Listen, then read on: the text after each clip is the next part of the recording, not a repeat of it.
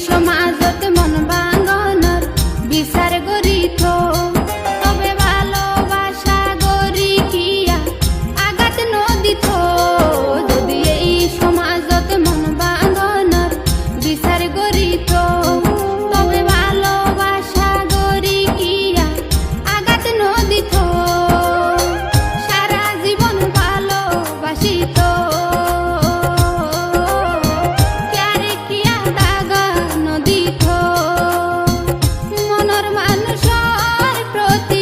বিশ্বাস থাকিত